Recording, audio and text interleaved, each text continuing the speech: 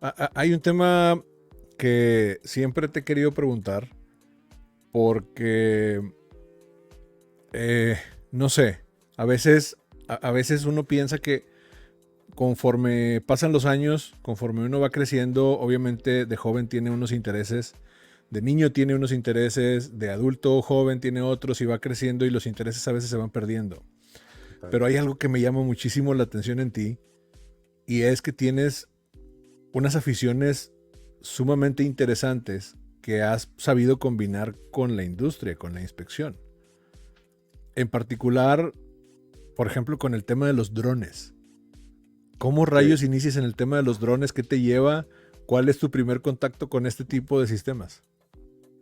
Bueno, primero que todo, gracias por la invitación. Un saludo a todos los oyentes. Yo vengo de un pueblito donde era muy poca la tecnología. O sea, uno se Ajá. divertía yendo al río. Ok. Entonces, cuando yo ya salí a la ciudad y comencé a ver cosas de tecnología, pues digamos, como decimos en Colombia, yo me descresté con muchas cosas. Ok. Después de que fui a la universidad a estudiar ingeniería mecánica, vi que me faltaba ese componente eléctrico, electrónico, y comencé a Ujú. ver canales de YouTube. Entonces, hay un canal de un señor que se llama el Profe García y hacía proyectos de Arduino. Eran proyectos varios, de prender un LED, de que con el celular hicieran dar un carrito, cosas así. Y un proyecto de él fue armar un dron, Ok. supremamente interesante y nunca pude lograr de armarlo.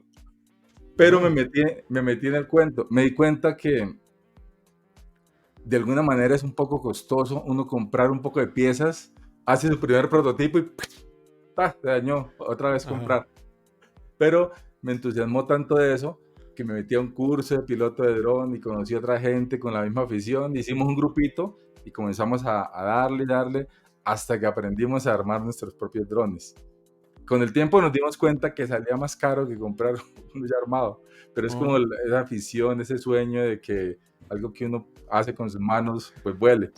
Entonces hay un claro que gusto especial, algo que hasta que uno no lo experimenta, no se da cuenta cómo es. sí, en eso coincido que a veces hay cosas, aficiones, pasiones o no sé, hobbies, que es algo que yo al menos en las interacciones, en los cursos, por ejemplo, que doy, siempre tengo preguntas obligadas durante la presentación y una de ellas es cuáles son tus hobbies, porque conoces mucho a la gente a través de los hobbies. Y coincido completamente contigo por el tema de ese tipo de pasiones o de ese tipo de aficiones, porque en mi caso yo trabajo, bueno, uno de mis grandes hobbies es la fotografía química, la Mm, fotografía analógica. ok. Y tú dices, oye, tomar una fotografía con una cámara de rollo actualmente, de película, y llevarla al laboratorio a revelarla o revelarla tú mismo en casa y eso, es muchísimo más caro que comprarte una buena Sí, cámara full frame y salir a tomar fotografías a la calle, pero no es tan emocionante como hacerlo tú mismo. claro, el gusto está es en hacerlo uno Sí, mismo. sí, sí, sí. Entonces el proceso importa y a veces llega a ser incluso más emocionante que los resultados. Porque, por ejemplo, yo con cámaras de una corriente fotográfica que se llama lomografía, que Ok. son cámaras de plástico, de juguete prácticamente, muy básicas, muy sencillas, sin grandes ópticas, de plástico, pues sabes a lo mejor que no vas a lograr una gran fotografía digna de un Pulitzer o algo por el estilo, pero el proceso te divierte y cuando logras un buen resultado es como que, ok, se saborea mucho más en ese aspecto. No, y a mí me pasó algo curioso con el tema de los drones y es que me di cuenta que hay toda una comunidad detrás del radiocontrol. O sea, Ok. no es solo el tema de drones, está el tema de los aviones, los Ujú. helicópteros, los barquitos, los carritos, y hay gente adulta, gente profesional, hay gente que son médicos, ingenieros, hay de todas las profesiones que les Ajá. gusta mucho esto y van los fines de semana a sitios especializados donde se pueden volar este tipo de aeronaves. Entonces también me gustó mucho eso.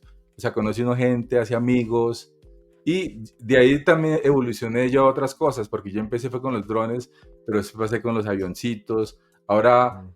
últimamente estoy con los carros, con los crawler, pues Ok. tratando de integrar un poco como esa parte de hobby para poderlo usar Sí. también en los trabajos, hacer un crawler que inspeccione un tanque, hacer un carrito. Aquí tengo un carrito que no se alcanza a ver, pero que Ajá. tiene un brazo robótico que se le ha dañado un servo y se lo estaba cambiando. Ok. Vamos a ver un momentico a ver si la cámara lo enfoca. Ajá.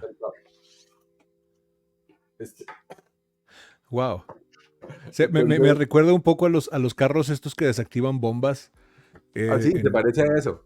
Se Es que, parece es como que, el Rover o algo así. mira, es que precisamente una vez unos amigos que son militares tenían como una especie de feria y entonces Ajá. tenían que presentar algo. Y entonces, Sí. como siempre que vienen a ellos los conocí en el curso de drones porque eran mis profesores. Y ellos siempre vieron que yo Ajá. estaba jugando mucho con la electrónica y todo eso. Entonces, no, necesitamos armar un carrito con un brazo robótico, que no sé qué. Y me pusieron el desafío muy rápido, era como a los 2 días.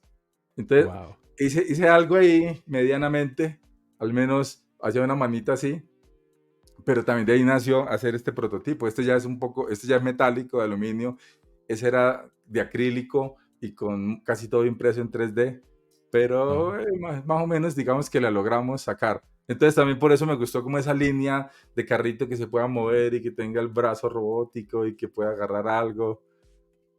Sí, Sí, sí, fue sí, por esa que. necesidad de mis amigos que me Ajá. pusieron ese reto. Bueno, necesitamos esto rápido. Por ahí en mi Wow. Instagram está un videito para que después lo miren, que sale unos militares caminando y sale mi bracito moviendo aunque sea los dedos. Ajá. Qué loco. Oye, y me suena a que fuiste un niño muy curioso. Desde con lo que había. O sea, tal vez sí fui curioso, pero no teníamos muchos elementos. Yo por lo Ajá. menos, a mí lo que me gustaba era la música, realmente. Entonces yo cogía Ok. las cañas y yo empecé a aprender a hacer las flautas y yo trataba de afinarlas y miraba cómo ¿Cómo? era. ¿Hacías propias flautas con Y, caña? y ¡Guau! con ¡Qué eso yo, gángster! Ok. yo trataba de sacar canciones y entonces no, pero algo le falta y traté de afinarlas. Y entonces era curioso en la medida de las posibilidades que teníamos en un pueblo que no había tantas cosas. No había una tienda donde uno fuera a comprar una flauta dulce. Aquí Sí, no. en Bogotá uno en cualquier papelería le venden una flauta dulce en 5.000 pesos, que eso es muy barato, pero ya no Ajá. había eso. Y entonces a uno mismo le tocaba que ser creativo y hacer sus propias cositas. Entonces, lo primero con lo que yo desarrollé mi creatividad fue tratando de hacer flautas, para yo ¿Cómo, mismo cómo, tocarlas. cómo rayos aprendiste a hacer una flauta? O sea, me suena porque, vamos, claro que uno es curioso dentro de la medida de sus posibilidades y dentro de lo que tiene al alcance. Y estoy seguro que más de uno, porque, vamos, muchos colegas estamos en este tema y hemos estado metidos en la música. Y pues a lo mejor agarrabas las cubetas de lavar la ropa y querías armarte una batería o cosas por el estilo, que era lo más común. Pero se me hace muy, no sé, muy interesante el cómo de repente agarraste un carrizo y entendiste Sí, cómo poder hacer una en mi flauta. pueblo se daba mucho la caña brava, se llama la caña, sino que le dicen Ajá, caña brava. Entonces había como ok, mucha material para poder probar. O sea, ok, yo probé, yo creo que miles. Yo probaba y probaba. Lo que conseguí alguna vez fue un pito que se utiliza para afinar la guitarra, que tiene la nota ajá, mi. Entonces ajá, aprendí eso. Decía, mira que esto tiene que tener una afinación. Entonces la nota mi de la flauta debe ser tapando estos agujeros y ahí tiene que dar este sonido. Entonces tenía como una guía, pero no era fácil, wow. porque depende de muchas cosas para que dé las notas, digámoslo así. No solo es el tamaño de los agujeros, sino aquí donde uno sopla también tiene que tener cierta forma, cierto espesor. Ajá. Entonces, pero digamos que como no había tanto que hacer, pues yo me divertía haciendo esas cosas y para mí eran los logros de joven. O sea, que uno aprendió a nadar, iba al río y aprendía a hacer mi flauta y me tocaba una canción aquí que se llama Cachipay, que en Ajá. Colombia es folclórica, muy conocida, que son como notas consecutivas y se van sobre la escala de dos, sin sostenidos ni nada, entonces es como fácil. Entonces yo empecé fue por ahí, con esa afición. O sea, yo pensé que iba a ser músico en realidad. Yo no Ajá. pensé nada de ensayos, ni de ingeniería, ni nada de eso. Ingeniería o algo por el estilo. Sí, Lo reboto bastante porque sí tiene mucha ingeniería un instrumento detrás. Y el hecho de poder buscar las frecuencias que te dan al fin de cuentas los tonos musicales, pues claro que tiene mucha ingeniería. De hecho, lo reboto con algo que decía Jorge Drexler. Por ahí hay una, hay un video en YouTube que se llama algo así como La asombrosa tecnología de la guitarra. Y en una canción Jorge Drexler habla de eso, de la tecnología que hay detrás de algo artesanal o para hacer arte como es una guitarra. Él sabemos que es un gran guitarrista y cancionista en general. Y, y me llama la atención, lo reboto bastante con ese tema de, oye, estás aplicando bases ingenieriles para poder desarrollar, aunque no lo supieras en ese momento, para poder desarrollar un instrumento musical, a fin de cuentas. Claro, ¿no? Eso tiene una base matemática también bastante fuerte. Sí. Ya cuando, digamos que yo no lo supe sino hasta muchos años después. En su momento era 100% empírico. Pero Ajá. ya después que traté de leer un poquito de música, tratar de entender qué era la gramática musical, fue cuando entendí que yo era muy arriesgado en tratar de hacer una flauta, que había mucha matemática también detrás. Se necesitaba Sí. bastante conocimiento, pero todo era como muy oído en realidad. Ajá. Sí, hasta que uno se pone a analizar las cosas, a lo mejor con cierto background, con cierto conocimiento de causa incluso, se da cuenta, la música es completamente matemáticas. Yo tenía un problema parecido porque a mí nunca me gustaron las matemáticas de niño en la escuela, pero siempre fui afín a la música, siempre estuve en Claro, grupos y siempre estuve, y ya después dije, pues claro, pues son fracciones y son cosas por el estilo, y necesitas analizarlo también después, cómo se estructura una fuga, por ejemplo, sí, con secuencias como la de Fibonacci y cosas por el estilo, bueno, tiene mucho que ver a fin de cuentas. Entonces es muy loco por ese lado. sí, tal Entonces, cual. em, ¿qué más has hecho dentro de la música? Me llamó la atención una entrevista que vi hace poco que le hicieron a un paisano tuyo, a Gilberto, que le Mm, hizo el buen Roberto Arenas, que le mando un saludo, que creo que también entrevistó. sí. Este, y hablaba ahí un poco Gilberto de que de repente tocaban guitarra y de repente se juntaban para hacer algo. ¿Cómo es eso? O sea, realmente, vamos, el tema de la ingeniería y el tema de las pruebas y el tema de la inspección está default. Eventualmente vamos a hablar de él y yo creo que no vamos a hablar nada que no se haya hablado antes. Quiero ir más allá.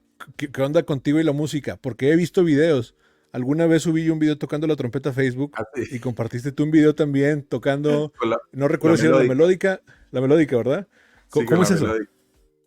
No, pues la melódica, pues se parece a un piano. Yo alguna vez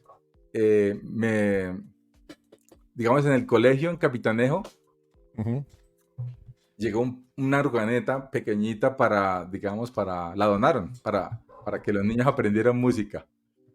Entonces, mi mamá en ese entonces era rectora o profesora, entonces yo, mamá, por favor, déjeme ir. Y entonces yo iba a ciertas horas a practicar un poquito. O sea, era Ok. la única organeta pues del pueblo, entonces no había como, era algo muy novedoso.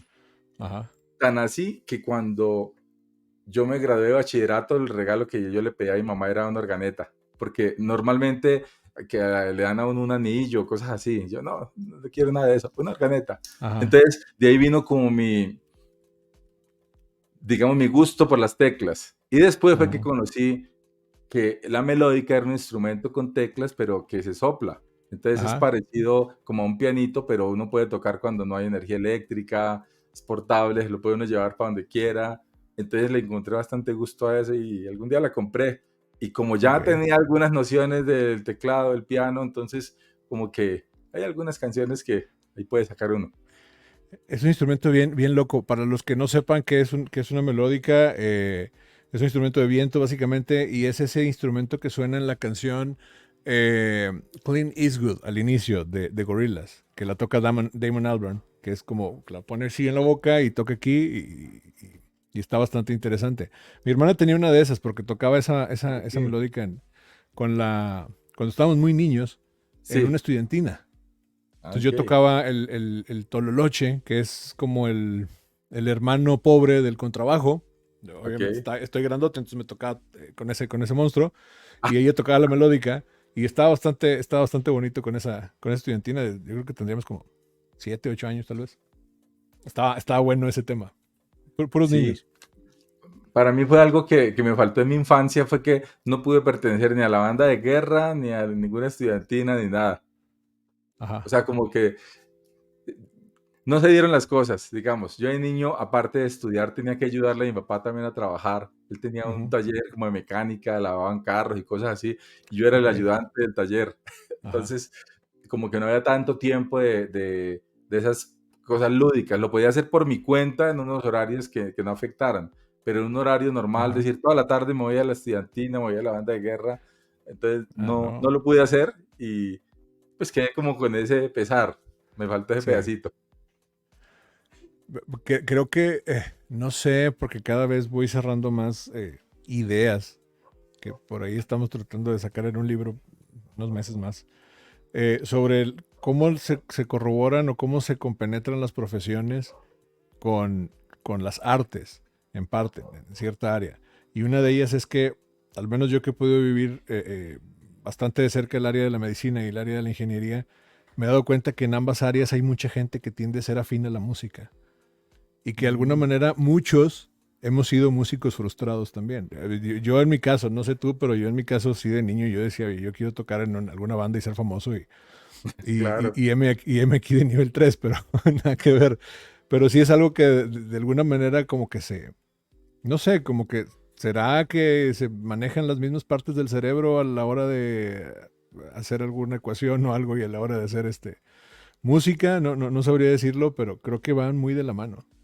Sí, no sé, es bastante interesante y sí he escuchado bastante gente hablar de eso, que la creatividad también se desarrolla con la música y que eso lo puede fortalecer a uno en otras áreas. Ajá. Entonces, pero no lo Es- sé. Yo sí, sí, sí. cuando era niño, yo lo que quería estudiar era música en realidad. Para mí fue un Ajá. accidente estudiar ingeniería mecánica. ¿Por A qué mí no, llegas a ingeniería mecánica y no a música? o sea, yo me acostaba pensando en la música y me levantaba pensando en la música y no sabía que existía la ingeniería mecánica. Más bien por el Ok. contrario, como mi papá tiene un Ajá. taller así como de mecánica automotriz, a mí como que no me gustaba eso. Yo, no, Ajá. eso es como sinónimo de estar sucio, como del trabajo, y, ay, no. Sí, sí, sí, Entonces, es muy distinto. sí, en realidad no me parece, pero era lo que yo pensaba desde mi ignorancia. Entonces, en realidad cuando estábamos escogiendo carrera, mi hermana fue bastante influyente. Dijo, Ok. bueno, no lo van a dejar estudiar música, entonces miremos aquí qué profesiones hay. Buscamos 4 universidades y cada universidad con una carrera diferente. Wow. Y casi que seleccioné la carrera fue por el clima. Ya en esa ciudad así como más calorcito, ya como... Y ¿En entonces, serio? así, tal cual. Wow. Había un reto muy grande y es que yo era muy malo para matemáticas. Yo en matemáticas no era tan bueno. Entonces, como que me decían, todas menos ingeniería, porque es que es para la matemática, si no, entonces Sí, uno es como donde de más niño hay. rebelde, no, pues, si esa dicen que no, entonces yo quiero ese, porque decían que la matemática era muy avanzada y muy difícil, entonces seguramente yo no iba a poder. Entonces se convirtió en un reto para mí y le metí mucho a la ficha, tanto que después de que yo no sabía nada de matemáticas, resulté de profe de matemáticas para los otros alumnos que entraban. Yo me ganaba mis pesos dictando clase de matemáticas y después de cálculo y de todo lo que tenía que ver con matemáticas, después de ser el más malo en el colegio. Por lo que le digo que se convirtió en un reto, que primero como que me decían, no, pero usted no es bueno para matemáticas, no escoge esa carrera, porque entonces él le fue como encontrando un poco el gusto a Sí. raíz de eso, de que me di cuenta que, pues, a uno lo condicionan mentalmente también cuando le dicen, usted es bueno o no es bueno. Entonces, me lo tomé, fue como un reto y lo saqué adelante y por eso me gustó al final. Sí, sí, sin afán de halagarte, yo creo que eres bueno en esa área porque lo contagias. Y porque lo hemos comprobado, al menos con las interacciones y los cursos que he tenido contigo, creo que le sabes. En definitiva, se nota. Pero hay algo interesante. Yo me di cuenta hace muy poco, y hace muy poco será un año y medio, tal vez, que de haberlas odiado toda mi infancia, adolescencia y edad temprana, de repente me empezaron a gustar. Y fue en mi caso que me empezaron a gustar las matemáticas. La física siempre me gustó, pero las matemáticas como que no. Álgebra, por ejemplo, nunca me gustó. Eh, pero me empezó a gustar porque entendí de alguna manera que es una lógica. Y Sí, tiene mucho que ver porque empecé a estudiar temas de ciencia de datos y programación, que es a lo que quiero ir ahorita claro. más adelante contigo. Pero empecé a estudiar eso, programación, Python, C++, lenguajes de este tipo, y dije, ah, ok, es un tipo de lógica. Entonces, si lo atacas como una lógica, ya me hace sentido. En tu caso, ¿cómo fue esa transición? Y porque creo que vamos un poco más de la mano ahí en el que decías, oye, yo no me siento bueno o no me gustan, a que de repente estés dando clases. Sí, pues la verdad, yo pienso que la motivación es de lo más importante que existe. Entonces, inicialmente, cuando yo estaba en el colegio, no había tanta motivación y siento que los profesores no fueron como tan motivadores. Entonces, simplemente era la materia que pasaba, como decimos acá, de arrastre por promedio, como que era donde no me iba bien en realidad. Pero Ajá. una vez entré a la universidad, yo tenía la motivación de que tenía el reto por no dejarme sacar. Como me dijeron en mi casa, no, usted seguramente ya el segundo semestre lo pasa. No me tenían tanta confianza en esa carrera. Entonces yo me lo tomé como un reto personal y le dediqué el tiempo. O sea, cuando uno le empieza a gustar algo, hay es que dedicarle el tiempo. No quedarse como solamente soñando y que, no, yo pagué el precio y le dediqué el tiempo y yo madrugaba estudiando matemáticas y me acostaba estudiando matemáticas porque tenía que primero ponerme al día con todo lo del bachillerato, para luego sí entender los libros de la universidad. Y cuando logré eso, y cogí el álgebra de Baldor, y bueno, un poco de libros así clásicos y los estudié, Sí. uy, le encontré mucho gusto a eso. Era famoso profe porque los compañeros, no, no, si necesita que le ayuden a explicar la tarea o a hacer el trabajo, ¿no? Entonces me buscaban a mí. Entonces yo les decía, yo no les hago nada, pero yo les explico le vale tanto la hora. Entonces me gustó todavía más por ahí, porque uno Ajá. en la universidad siempre asiste sin plata y esa Sí, era sí, como una sí. entradita que había con la que yo no contaba nunca. O sea, fue algo para A- mí nuevo, pensar que algo que yo hiciera por mi intelecto pudiera generar un dinero. O sea, eso tenía magia para mí. acá les dicen a esa época la época de estudiambre. No estudiante, Eso, sino estudiambre, porque en época estudiante todo el mundo andamos igual. sí, ¿Y tal cual. qué tanto consideras que eso llegó a impactar en lo que haces ahorita como docente? Porque hay un tema muy raro, Sí, es cierto. muy interesante, que es cuántos niveles 3, hablando en tema de pruebas no instructivas como ejemplo, para pues, que la gente esté en contexto, ¿cuántos niveles 3 haremos en Latinoamérica? ¿Cuántos de ellos solamente o cuántos de ellos están enfocados en el área de entrenamiento o capacitación? Y aparte de eso, otro filtro, ¿cuántos de ellos lo hacen realmente por vocación? Sí, Entonces, ¿cómo llegas a ese punto de decir, ok, estoy haciéndolo, estoy entrenando gente y luego crees que eso surge o de dónde surge ese tema para que después llegues a ser el instructor que eres actualmente? bueno, eso lo tengo súper claro. Primero, en mi infancia mi mamá era profesora. Yo Ok, me crié como un poco viendo esa parte de la docencia de mi mamá. Segundo, lo que le estaba comentando, que yo le encontré como mucho gusto al dictar clases y sentir que podía recibir algo por eso desde que ajá, estaba en la universidad. Y tercero, en una empresa que trabajé que se llama Technicontrol, mi jefe, que era don Mario Bolívar, él dictaba un curso anualmente. Era un curso de integridad que incluía ensayos no destructivos o supervisión incluía ensayos no destructivos. Eran cursos grandes, o sea, cursos de... Es que trabajé en una empresa que se llama Technicontrol, ajá, donde mi jefe hacía un curso anual. Era un ok, curso que duraba a veces 4 o 5 meses, la mitad del año en curso. Buscaban todas las universidades personas recién graduadas y entonces se les enseñaba de integridad, de ensayos no destructivos, de, bueno, de calidad, de muchas cosas. Entonces mi jefe siempre me decía, bueno, usted es mi profe de ensayos. Y entonces él me fue involucrando ahí de que yo era el profe, yo era el profe. Yo ya venía de una empresa que se llama Tecniensayos, trabajando en ensayos, entonces tenía cierta experiencia que de pronto un recién graduado no tenía, porque yo llegué de primíparo, pero ya me pusieron fue de profe. Entonces, pues no me fue tan mal, la verdad. Me di cuenta que tenía esa habilidad de poder enseñar los ensayos y formaba parte de las tareas de, digamos, de mi cargo. Yo tenía que trabajar en inspecciones, coordinar inspecciones, pero también en entrenamiento. Entonces, en esa empresa, que duré 7 años, entonces todos los años había un curso donde teníamos que estar preparando gente recién graduada. Entonces, por eso fue que ahí realmente fue donde nació el Carlos Suárez nivel 3 que dicta cursos de ensayos. Fue en esta empresa.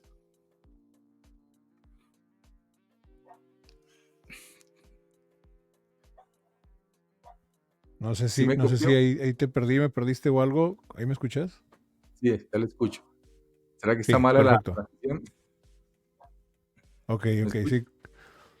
Posiblemente sí, como que la señal, pero bueno, la gente que esté viendo esto, estoy seguro que lo va a entender porque muchos lo ponen como en modo podcast. Y si no, ahí veo qué se puede hacer para editar porque soy muy malo editando videos. Eh, Más bien, ni siquiera sé si soy malo porque nunca lo he intentado. Pero eh, Pero es por algo eso que toca precisamente es el aprender a formato. hacer. Siempre les digo Lo malo de editar es que eventualmente hay que sí, dedicarle solamente tengo que tiempo. encontrar el tiempo para hacerlo. Exacto. Ese es lo único Sí, malo, que requiere un tiempo. sí. De hecho, últimamente he estado generando bastante contenido, editando clips, pero no lo hago yo. Lo hace una amiga, Lolis Delgado, que trabaja con nosotros, y ella toma los videos, se mete a internet, busca los videos, hace los clips, los edita y ya con eso compartimos en Instagram, en TikTok y en Facebook y otras cosas de Andy Team y de estas entrevistas. Entonces, tal vez le toque a ella hacer el trabajo, no a mí porque no tengo mucho tiempo. Sí, Pero sí es curioso ese tema de todo lo producción. Voy a adelantarme bastante porque hay un tema que también te quería preguntar y es acerca de la creación de contenido. Eres de los pocos inspectores que crean contenido en base a, a esta industria. O sea, oye, hice esta inspección y subes tu fotografía, por ejemplo, el grupo Andy Team, o algún tema de interés. Por ejemplo, el otro día estaba fascinado viendo el tema de la mecánica de la fractura con ultrasonido, o de la transformada rápida Fourier y cosas por el estilo, que son cosas en las cuales poca gente se mete y poca gente también se toma el tiempo para desarrollar contenido como para TikTok o para Facebook o cosas por el estilo. ¿Cómo le haces? ¿Cómo planificas ese tema y cómo decides cuáles son los temas que vas a exponer? Bueno, en realidad todo sucede, como dicen por ahí, de forma muy orgánica. Yo no lo planeo tanto, sino que se da la opción de algún trabajo y entonces, si tengo la opción de capturar fotos o videos, ¿me escucha? Hola, ¿me escucha? Está como corrido el audio. Hola, Sí, ahí estamos. es que hay un delay en el audio, veo yo. Ahí estás. Bueno, entonces le sigo contando. ¿De qué estábamos hablando? A Sí, ver sí, si... sí. Bueno, entonces lo Es que le estaba de diciendo los, es que... de los, Sí, tranquilo, sí. ya sé. Lo que le estaba diciendo es que no lo planeo tanto, sino que sucede de manera muy orgánica. Cuando yo voy a los trabajos y hay oportunidad de capturar fotos o videos, y a mí a veces me preguntan cosas. Entonces la gente me pregunta Ajá. por WhatsApp, por las redes sociales, algunas cosas. Entonces, para no tener que darle respuesta a cada uno individual, entonces a veces comparto algo. Comparto un post con una foto, con un texto, Ok. a veces comparto un video. O sea, sí, como tratando de contestarle a alguien que me ha preguntado algo. Y pues es algo que en realidad también me gusta, siempre me ha gustado. Desde que salió YouTube, lo que pasa es que yo no he sido como constante, pero yo empecé a subir pequeñas cositas. Ajá. Tengo una sobrina que es Pero en profesional definitiva el en tema de la YouTube. tecnología es algo que... Ah, sí, cierto. A ver si nos comparte. Si nos comparte este video, nos hacemos virales. Yo Ah, creo. De repente. Em, qué te decir? Se nota mucho el tema pues de alguna manera, una cierta pasión con la tecnología. Estaba yo fascinado viendo todo el setup que trajiste a México en noviembre del año pasado, cuando viniste a impartirnos TFD en Villahermosa con Alonso y Roberto y otra gente.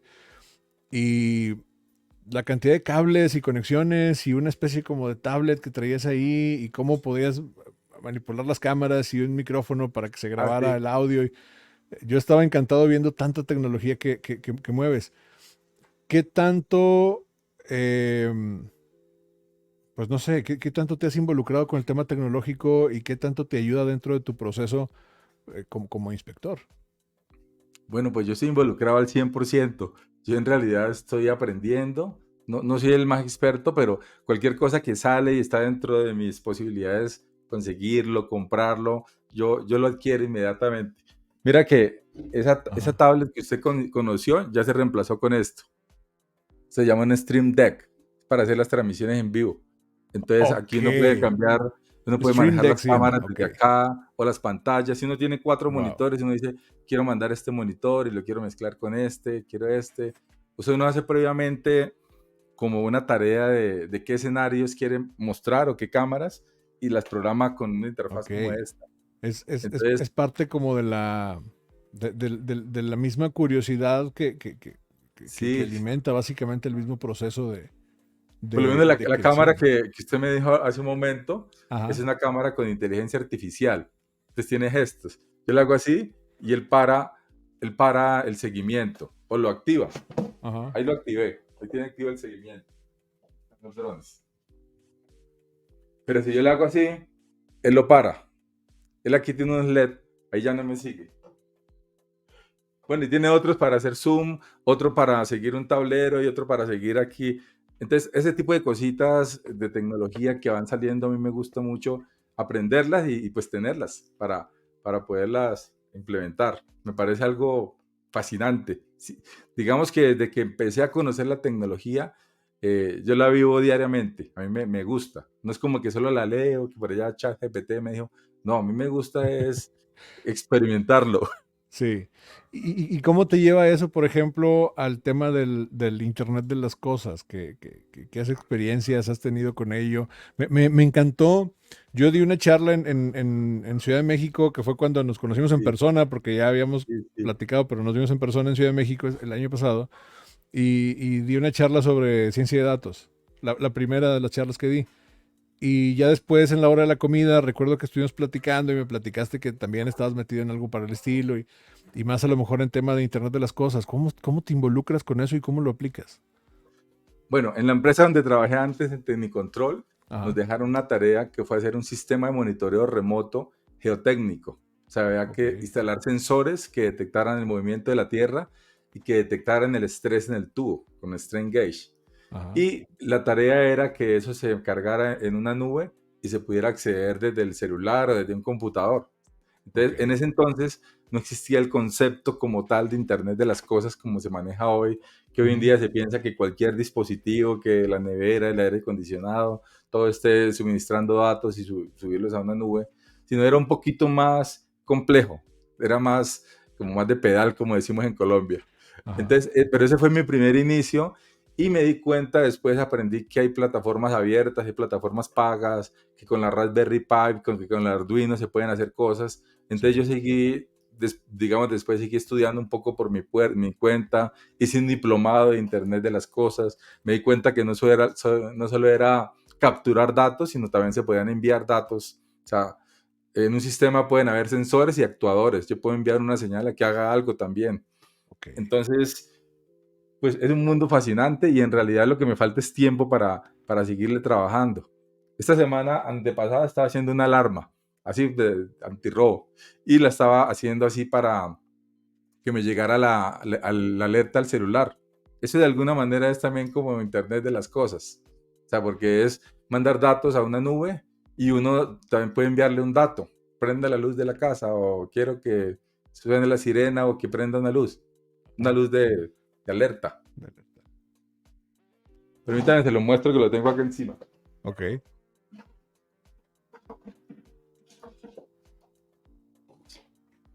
Este lo estoy haciendo con un Arduino, ajá. pero le pongo zoom a la cámara para que Genial. enfoque. Sí, Es que así no enfoque. Este es un Arduino. ajá, Estos son unos receptores de RF, o sea, RF radiofrecuencia, y hay dos señales de radiofrecuencia que le entran a esto. Una la ajá, del control con el que uno arma, es este es como el control de un carro, pero todo eso ya sí, lo venden. Uno compra el control que viene asociado con el receptor. Y los sensores que normalmente tienen las alarmas, que yo no sé por qué, pero yo tengo muchos, he comprado muchas alarmas y siempre al final la alarma se me daña y quedan los sensores, pues esos sensores se pueden programar también con una tarjeta de estas. ok, Entonces yo estoy haciendo, pues ya lo hice, ya funciona.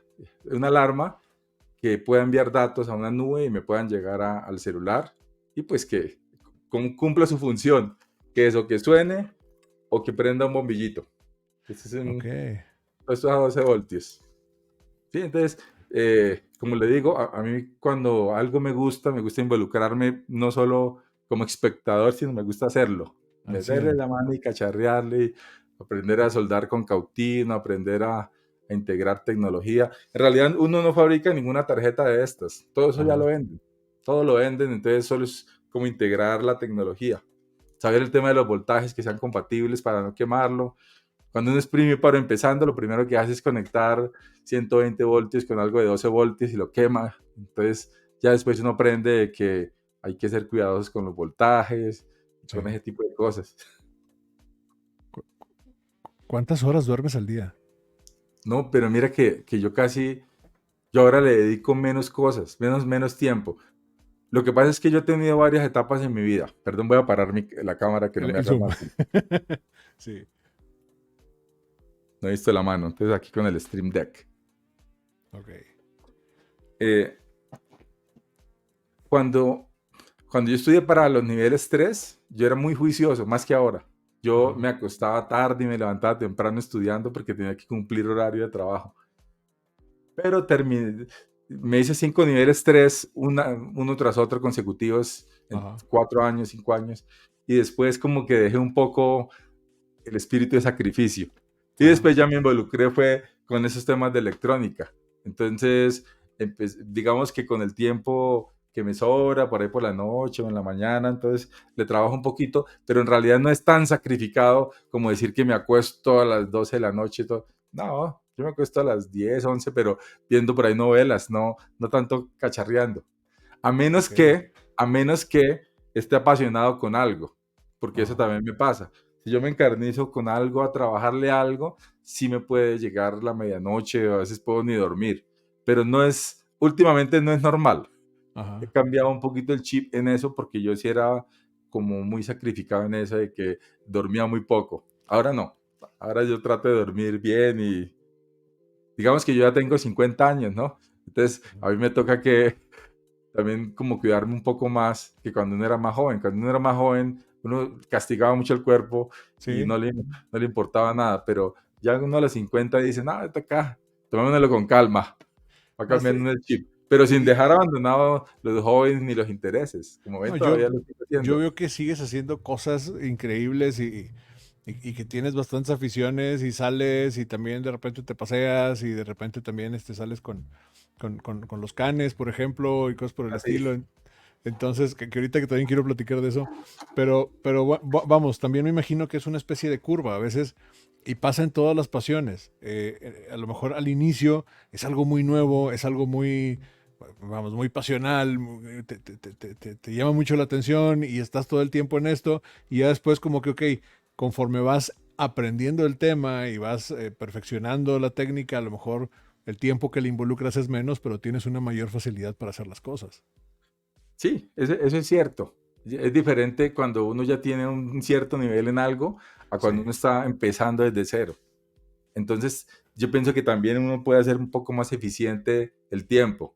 Yo por lo menos cuando empecé con esto de la electrónica y no conocía nada de las tarjetas que hay disponibles, pues yo pensaba que era supremamente difícil y que tocaba que ser un genio Pero hoy en día es un poco como saber, ¿no? Esta tarjeta sirve para esto, esta sirve para esto, esta se Ajá. comunica con esto, y entonces como que uno optimiza más el tiempo y puede hacer cosas más increíbles más rápidamente que en un comienzo que le tenía que dedicar mucho tiempo para aprender un LED o hacer algo muy sencillo. Entonces Ujú. tiene toda la razón con eso.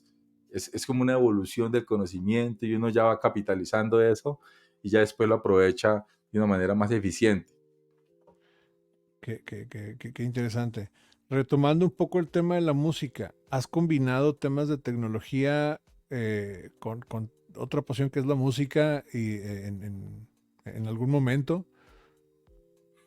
Bueno, en algún momento un amigo estaba grabando un disco Ujú. en un estudio profesional y todo eso. Y entonces me llevó a mí a conocer un estudio. Yo fui ahí solo a mirar. Y después mi amigo, no, pero es que eso es muy caro, que no sé qué. Pues yo me metí de lleno esa vez, bueno, duré como unos 4 años de lleno armando mi propio estudio de grabación para poderle grabar las canciones a mi amigo. Y grabamos varias canciones. ¿En Entonces, serio? sí, entonces aprendí que la interfaz de audio, fue cuando me compré mi primer computador Mac, que los software de edición de audio, empecé con Logic, pasé a Pro Tools, luego me volví a Logic, que los micrófonos de condensador. Entonces, desde el punto de vista de tecnología, me metí un poco en eso de la producción musical, totalmente empírico, sin saber nada, solamente mirando YouTube y con las ganas. Y bueno, algo que realmente también de pronto me ha servido a mí bastante es que yo no tengo hijos y entonces a veces me queda por ahí un centavito y yo con eso me compro un micrófono, me compro un cable, Ajá. que de pronto si yo tuviera que pagarle el estudio a mi hijo, no podría hacer todo eso que digo que hago. Claro, sí, Porque sí, me imagino. eso es caro, o sea, eso es carísimo, Sí, ¿no? El micrófono me valió casi $1000, yo no podía creer eso, y no, pero ¿cómo así? ok. O sea, no son como estos, este es un Yeti que me valió como $100, no, eso era más Ajá. caro. Y tocaba que con una interfaz de audio para que funcionara, bueno, pero a mí me sirvió porque aprendí también un poco de eso. Sí, el Que aspecto yo no, tecnológico y de producción dentro de la industria de la música. sí, sí, pero todo fue por ayudarle a un amigo. Después le paso por ahí alguna canción que ya hemos grabado. ¿Qué amigo es? No, pues Carlos Vives, uno de esos. No, no, no, es un amigo de mi pueblo que es Ok, compositor, se llama Julio Sanguino.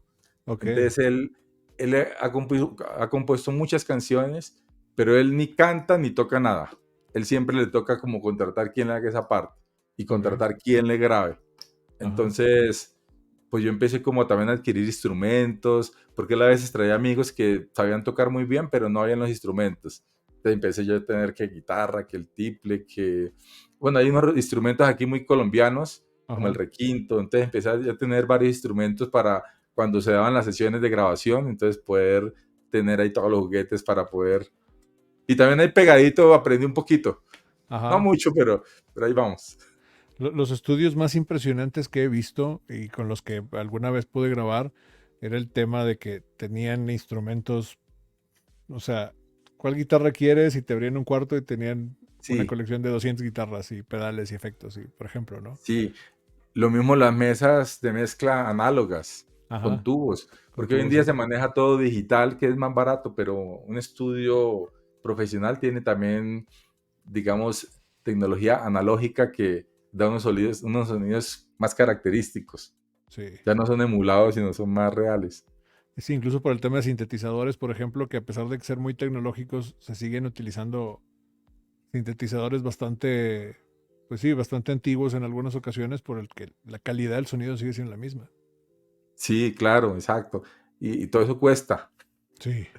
O sea, ¿Cuál, eso es lo malo.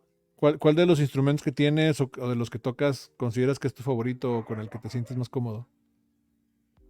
Yo pronto la guitarra, puede ser la Ajá, guitarra, ok. sí. ¿Y qué Aunque género te gusta más tocar? en realidad yo estoy muy influenciado es por la música aquí colombiana, la música Ajá, tradicional colombiana. ok, Entonces es como lo más que me gusta tanto escuchar como medio tocar. En ok, realidad yo no soy tan avanzado tocando, ahí más o menos. No, ajá, no soy tan avanzado. Pero es algo que me gusta, pero pienso que me falta. O sea, hubiera ajá. tenido la oportunidad de dedicarle más tiempo, estudiar más, seguramente hubiera llegado a otro nivel. Ahora que he conocido gente que de verdad es profesional, entonces uno dice, no, mis respetos, Sí, claro. hasta allá no llego yo. Ajá. Yo por Me- lo me- menos aprendí a leer partitura, pero como por saber deletrear ahí, pero en tiempo real no soy capaz de leer ninguna obra. Para el ok. cumpleaños feliz, de acaso. Es otro el lenguaje, el poder leer la música. Es como hablar otro idioma, creo, y Sí, más es que tener esa fluidez. hay que practicarlo diariamente para que pueda uno hacerlo en tiempo real. Eso hacerlo cada año no sirve. Sí, claro. No, pero a fin de cuentas vamos a lo mismo. Siento que te despierta como que otra región del cerebro, otra región de la mente, de alguna manera que te permite a lo mejor razonar de una manera más sencilla ciertos aspectos de la vida. El hecho de poder entender ese lenguaje de la música. Sí, sí. Mira que toca lo que Gilberto ha dicho, Gilberto Quintero, tenemos que reunirnos los niveles 3 que tocamos algo, a ver si formamos una banda y montamos una canción. Fíjate que sí. Y yo estaba fascinado con un video que subieron ahora después del evento de Houston, algunos niveles 3. No recuerdo quiénes eran, pero entre ellos estaba Paul Holloway, Ah, sí, él porque él toca. toca piano y canta. Y se juntaron varios así en línea e hicieron una canción y estaba buena. Por ahí andaba el video en LinkedIn. Pero sí, sí he escuchado más gente, incluso por aquí unos amigos en Monterrey tienen el, como la broma de decir que deberíamos armar una banda y que se debería llamarlos NDT y que las siglas de NDT serían los no debemos tocar. Ah,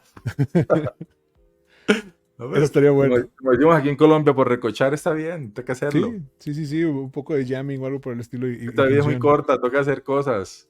Hay que hacer cosas, exactamente. Sí, porque a veces se queda uno planeando tanto y al final no se le pasa la vida y no hace nada.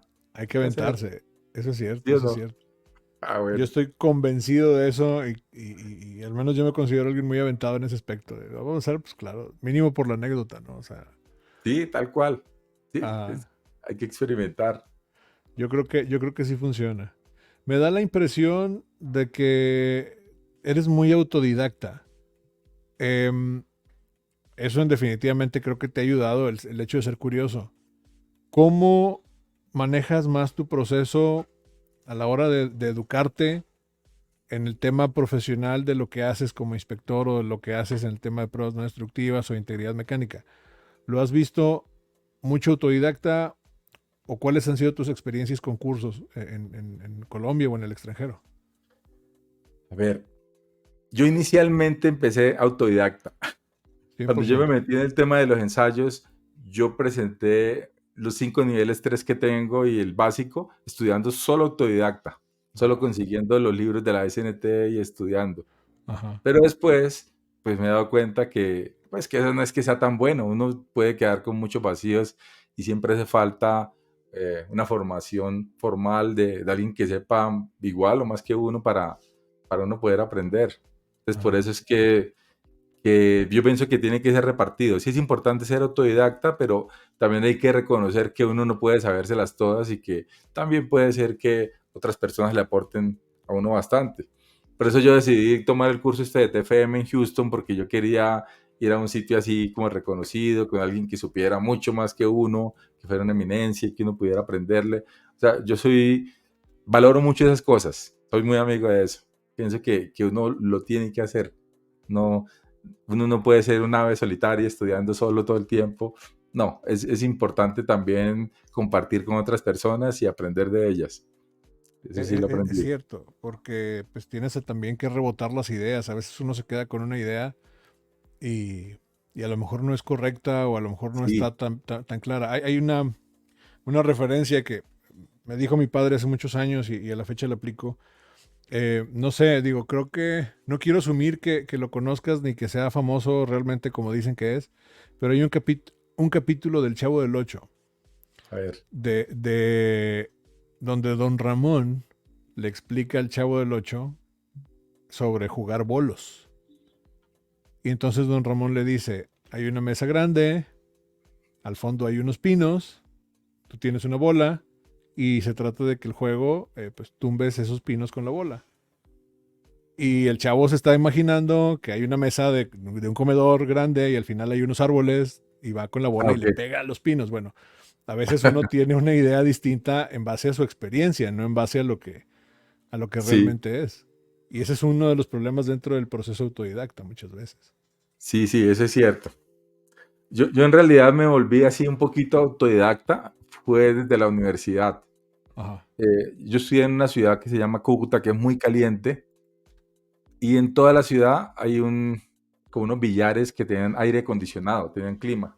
ok. Entonces, tenía un amigo que era aficionado al billar y entonces me dañaba el corazón y me decía, vamos al billar por el aire, por el clima.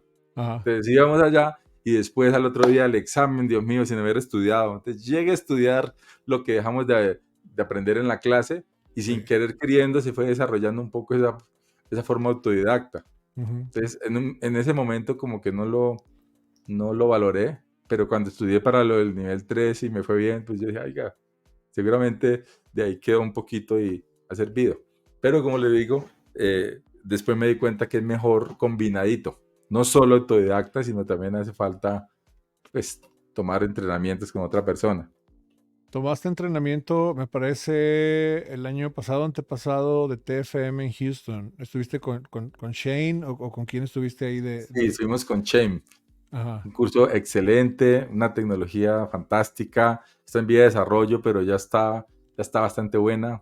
Entonces me gustó mucho y quiero seguir tomando cursos también en Houston. Quiero tomar alguna certificación de Face Array, de API.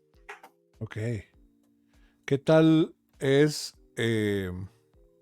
vaya, a veces yo considero como, pues, ya estás metido en el medio, a lo mejor ya tienes una cierta certificación como nivel 3 o algo por el estilo, ¿qué tan importante consideras el regresar a las bases? Pero vamos, para quienes no lo saben, yo ahorita estoy tomando cursos con Carlos, precisamente, de ultrasonido nivel 1. Y a lo mejor habrá quien diga, oye, es que, pero ¿por qué si es nivel 3? No, cabrón, porque también se te olvidan las bases y porque hay que regresar a las bases y nunca tuve la fortuna de hacerlo antes, quiero hacerlo ahorita. ¿Qué tanto consideras que ayuda o que limita ese proceso de regresar a las bases cuando uno ya tiene una cierta carrera de alguna manera? Mira, es muy, pero muy importante, pero lo que usted menciona a veces puede ser que la personalidad de la gente, de los inspectores, no les dé para reconocer que tienen vacíos o que hay cosas que se olvidan o hay cosas que necesitamos aprender y que dejamos de aprender para ir a las bases. Entonces, no todos los inspectores, digamos, son así como tan abiertos de reconocerlo y retomar un curso básico, pero yo sí considero que es bastante importante. Yo también lo hago y lo haría porque uno tiene muchos vacíos y muchas cosas que se le olvidan. Y es Sí, bueno reafirmar también el conocimiento, reafirmar lo que uno cree que ya sabe. Entonces yo pienso que es bastante importante, sino que no se le da a todo el mundo. Hay gente que llegó como a un nivel y piensa que está por encima del bien y el mal y como que no son humildes en ese sentido. y Pero tiene pienso mucho que que ver no. el ego a veces también. Sí, el ego, Y el ego. todos, y ya lo hemos platicado antes, dice Alejandro Jodorowsky, definitivamente todos tenemos un ego y tenemos máscaras, pero qué tanto dominas o qué tanto te domina esa forma o ese pensamiento que de repente uno puede tener en la cabeza y qué tanto te puede ayudar también. Es interesante entenderlo por ahí. Em, Recuerdo que habíamos platicado hace un tiempo, tomaste un curso en Rusia. Ah, sí. ¿Cómo fue eso? Porque fue de una tecnología bien rara que hasta ahorita no te entiendo qué rayos es eso. Cuéntame del curso en Rusia. Bueno,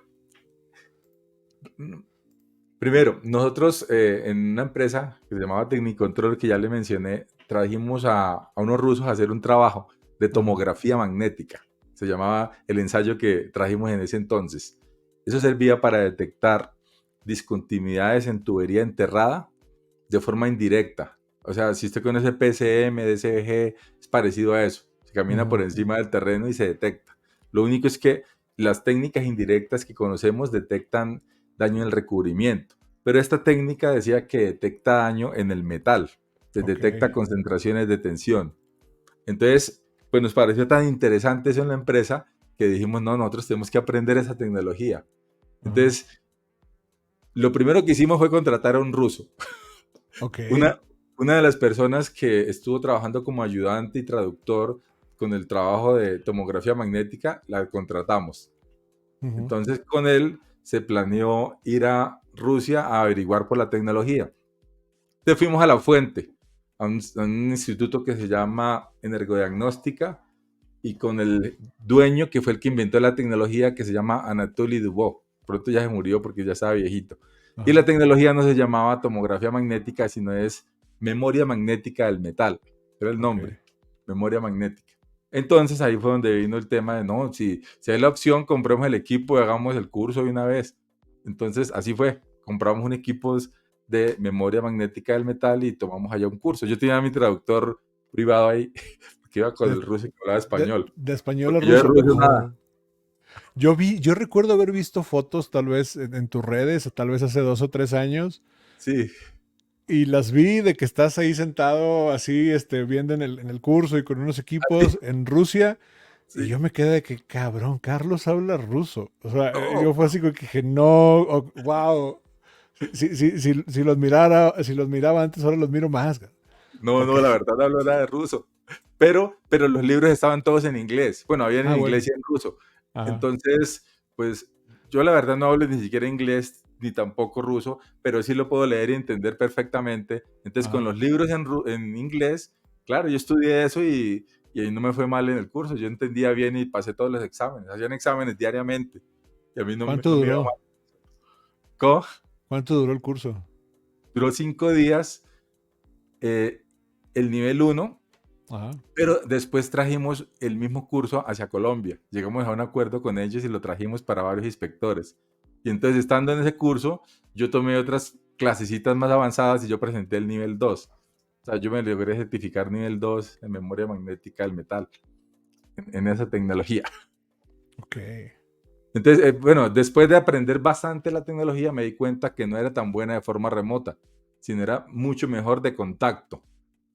Era donde mejor se desempeñaba. Dicho por el que inventó la tecnología.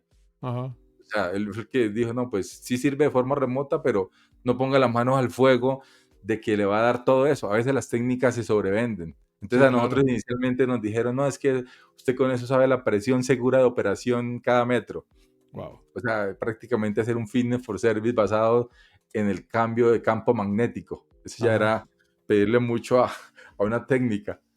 Entonces ya el señor que lo inventó dijo, no, pues usted lo que puede hacer es un screening, hacer una excavación y con el barrido de contacto directo ya podemos estimar la vida útil, pero de contacto directo, no de forma Ujú. remota. De forma remota solo es para hacer un plan de excavaciones y saber dónde hay que excavar para poder aplicar otras técnicas ya, digamos, de contacto, incluyendo la memoria magnética de contacto, que dan una información adicional más exacta que de forma remota. Entonces, ahí fue donde aprendí todo eso. Y fue algo que Ah, aplicamos aquí en Colombia con Ecopetrol, este tipo de tecnología. me queda claro, al menos hasta mi entender, que en Colombia le apuestan muchísimo a la tecnología y muchísimo al tema de la inspección. Al menos en lo que conozco y en lo que sé, creo que incluso técnicas como arreglo de fases o TFM se pueden aplicar muchísimo más por requerimiento en Colombia de lo que se conoce o se aplica acá.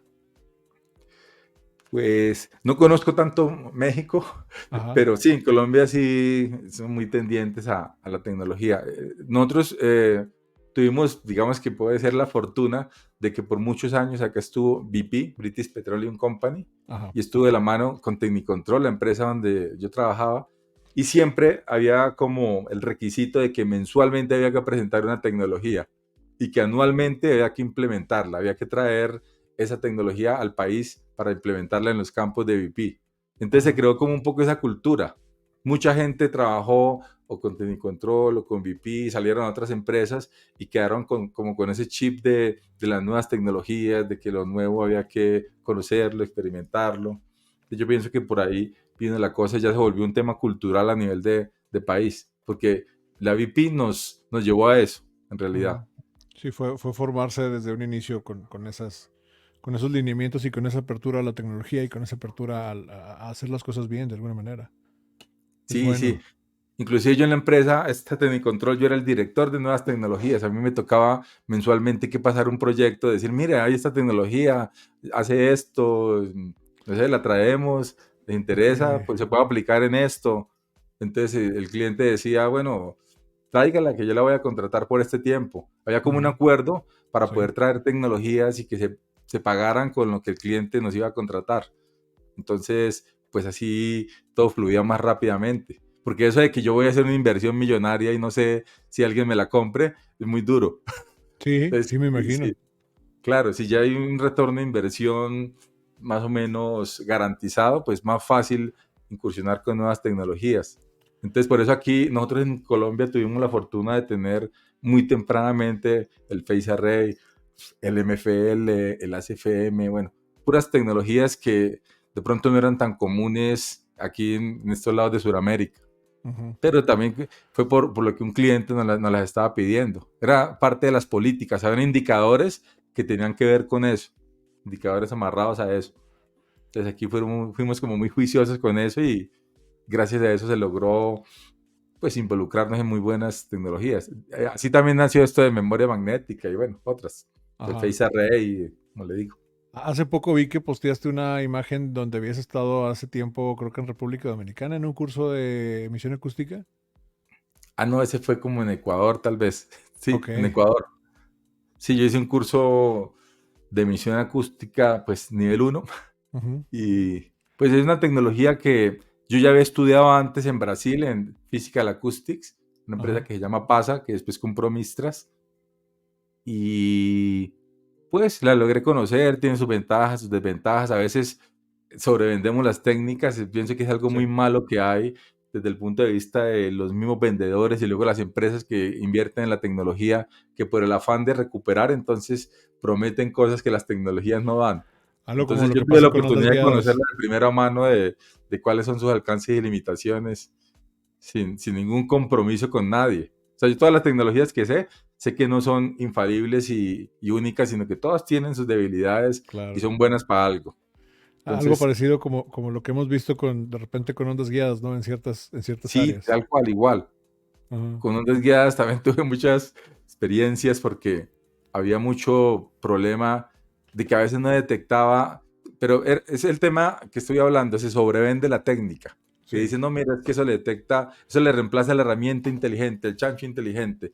Eso le Ajá. detecta la corrosión y se la mide y no tiene ninguna barrera. Cuando uno va en la práctica, no, que es que si depende del tipo de recubrimiento externo y Ajá. dependiendo del tipo del terreno y dependiendo del tipo de corrosión que tenga, puede ser que la onda no le viaje 100 metros, sino 2 metros.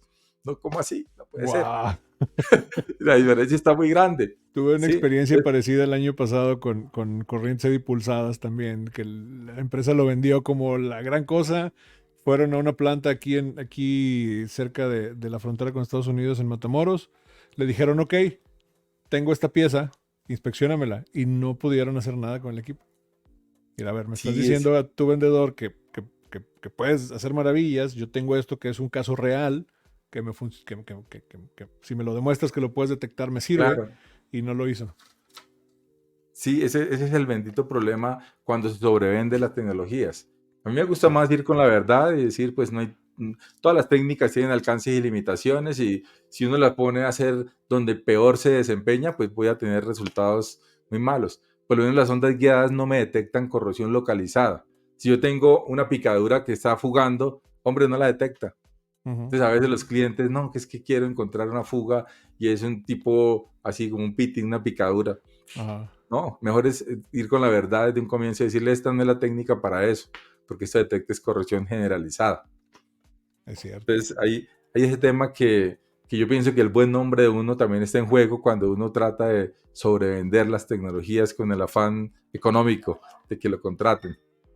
Es cierto.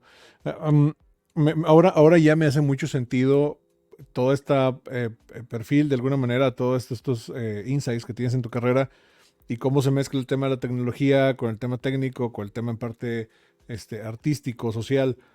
Em, Hay algo muy interesante de lo cual yo hace relativamente poco todavía no estaba enterado y quiero que me platiques, que es sobre una patente que tienes. O sea, aparte has desarrollado cosas, has creado cosas, cuéntame de esa patente. Sí, mira, cuando yo fui a la Universidad del Ultrasonido a hacer el curso de TFM, me di Ajá, cuenta de la variedad y la importancia de los diferentes bloques de calibración. Entonces ok, yo cuando llegué de allá, yo llegué con la intención de hacer un bloque para TFM. ajá, Entonces yo llegué con esa idea.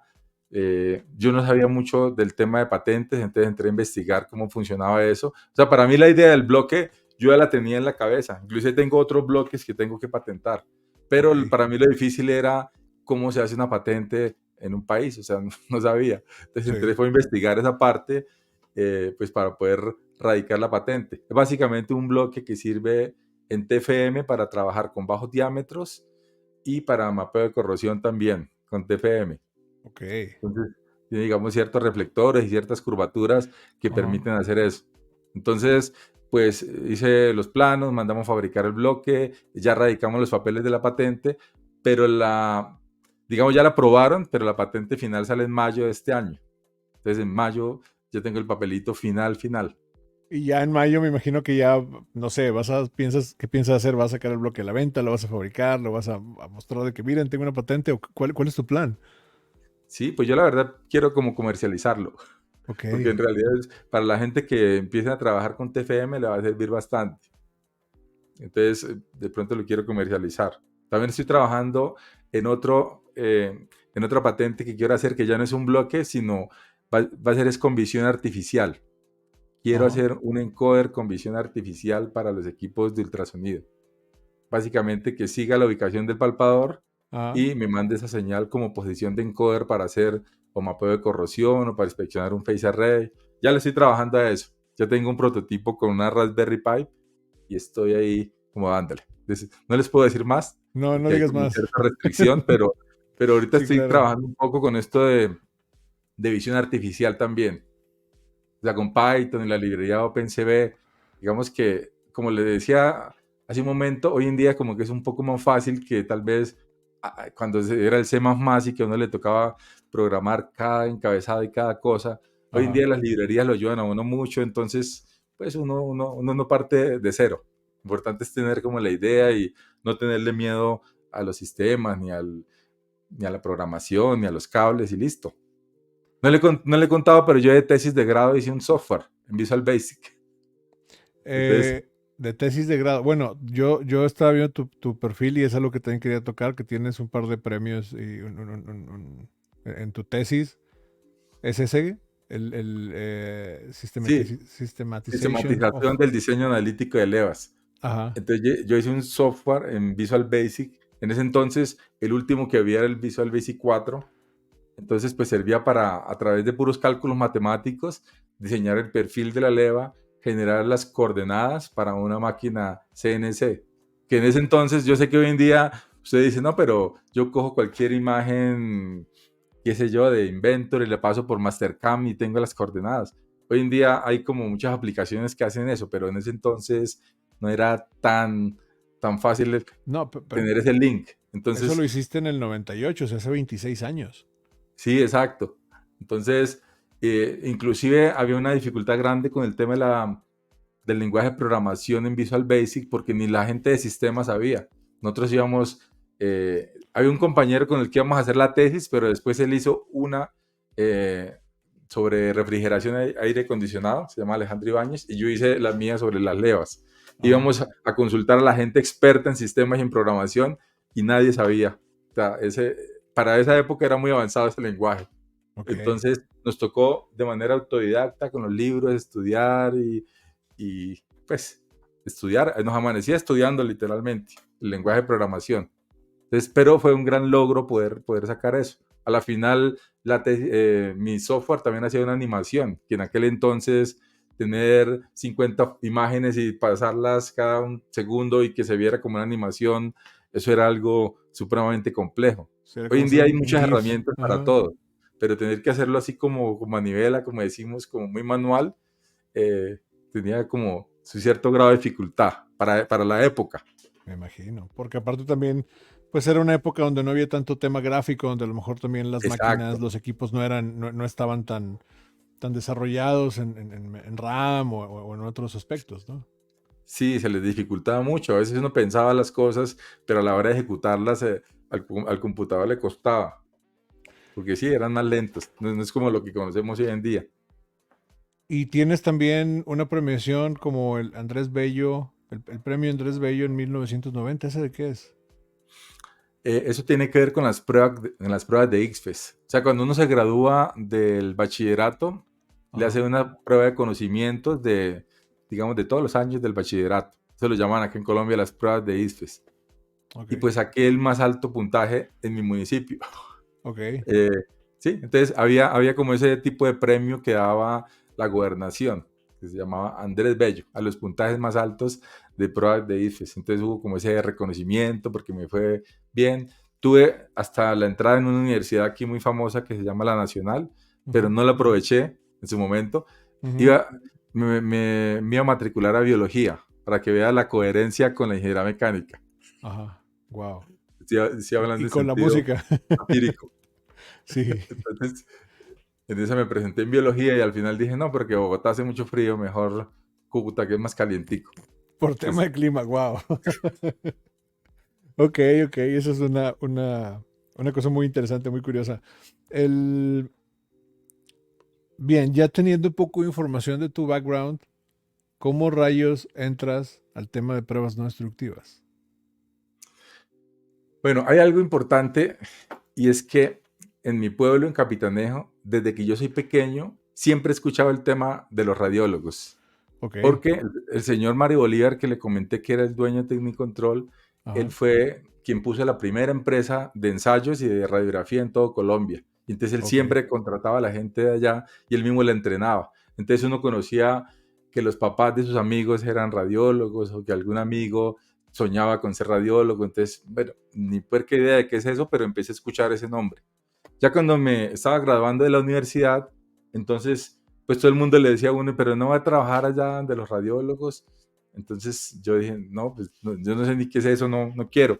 Y resulta que empecé a trabajar en una empresa con un cargo demasiado sencillo que era inspeccionar las fugas de gas de las casas con un aparatico. O sea, para ok, eso no había que ser ni siquiera bachiller, no había ajá, que hacer nada, cualquier persona lo hubiera podido hacer.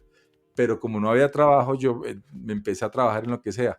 sí, Pues esta misma empresa, que se llamaba Gas Colombia, tenía la empresa hermana que es Tecniensayos y me dieron la oportunidad de empezar a trabajar con los ensayos. Prácticamente en el 99, en 1999 empecé yo a trabajar directamente en ensayos y en ultrasonido, pues aprender. O sea, cuando uno ajá, empieza, estoy diciendo a trabajar, pero en realidad entré fue en un proceso de aprendizaje, de qué son los ensayos no destructivos. A ver, ahora sí que es lo del radiólogo que dicen, porque tenía que ver con, digamos, con los radiólogos que había escuchado toda mi vida, entonces aprendí, es que esto es radiografía industrial. Muchas veces los acompañé a ellos, fui como nivel uno en la parte de radiografía, entonces, bueno, ya puedo decir que es ser radiólogo, y ahí tuve la oportunidad de empezar a aprender ultrasonido. Entonces, y todo fue un proceso. Ahí desencadenó todo. Tuve la oportunidad de ir a muchos trabajos. O sea, a partir de ahí he estado en empresas de servicios, ujú, siempre yendo a muchas cosas, que la hidroeléctrica, que vamos a la refinería, o que vamos a una tubería de polietileno. Sí, o sea, mucha variedad de cosas. Entonces, eso lo va formando a uno, tener que enfrentarse uno como con tanta variedad de cosas. Pero yo desde que inicié empecé prácticamente trabajando en los ensayos, no tanto porque lo soñé y porque hubiera sido un plan, sino porque es que tampoco había como tantas opciones de trabajo. Entonces, en ujú. lo que según se iban dando las cosas, yo trataba de ir organizando como, como mi vida prácticamente. Y así resulté yo trabajando en los ensayos y pues me di cuenta que todo era tema de dedicarle tiempo a aprender. Te le hallé el Ujú. gusto y ya después no salí de ahí. He seguido así que 24 años por ahí, Ok. trabajando siempre en ensayos no destructivos, pues tratando de evolucionar. No, Sí. nunca me he quedado en lo mismo, siempre he ido evolucionando, pero siempre profundizando más el tema de los ensayos. Ok, cuéntame un poco de Tecnicontrol en general. Digo, lo he escuchado, lo has mencionado bastante y lo he mencionado a algunas otras personas que conozco. Pero bueno, en general, ¿cómo era esta empresa? Porque entiendo que tiene impacto para varios inspectores, no solamente para ti, sino que varios niveles 3 incluso trabajaron ahí. ¿Cómo fue Claro, o eso? sea, puedo decir que era tal vez la empresa de ensayo más grande de toda Latinoamérica. Fue Ujú, una empresa que nació de don Mario Bolívar, que es de Capitanejo, de mi pueblo, ujú, y él empezó con el tema de la radiografía. Empezó trabajando también en Perú y después en Colombia. Y siempre trabajó con clientes internacionales, porque en ese entonces las compañías locales no construían, eran puras compañías internacionales. A él se le facilitó lo del idioma, él hablaba el inglés, entonces tuvo la oportunidad de conseguir buenos contratos ujú. y fue una empresa que fue evolucionando con el tiempo. O sea, después metió ultrasonido convencional, después migró a no a hacer solamente ensayos, sino a trabajar en lo que se llama supervisión o control de calidad. Y después migró a trabajar en integridad y confiabilidad. Entonces con el tiempo tuvo muchos frentes. O sea, al final habíamos como 1000 personas, para que dimensione que era Wow. grande la empresa. O sea, era grande. Tuvo oficina o tuvo sede en Perú, Ecuador, Bolivia, Perú y Chile. O sea, Ok. estaba casi en toda Estaba grande. Sudamérica. Sí, Ajá. estaba grande. Fuimos pioneros en el tema del Face Array. Es algo que pues a mí me enorgullece decirlo porque recién la tecnología estaba desempacada. Nosotros tuvimos la oportunidad de traerla no solo para Colombia, sino hicimos los primeros trabajos en Bolivia, en Perú, hasta en Brasil. Tuve la oportunidad de ir para allá a trabajar con unas esferas que habían inspeccionado con emisión acústica y había que hacerles Phase Array TFD. Entonces, porque uno se imagina, no, Brasil es lo máximo. O sea, hoy en día ya están, digamos, con todas las tecnologías, pero en ese entonces nos llevaban a hacer eso allá también. Fue donde le conté el otro día que me hicieron una prueba de esfuerzo corriendo en una banda para Ajá. poder meterme sobre la esfera. Ok. Dado química. Sí, fue allá.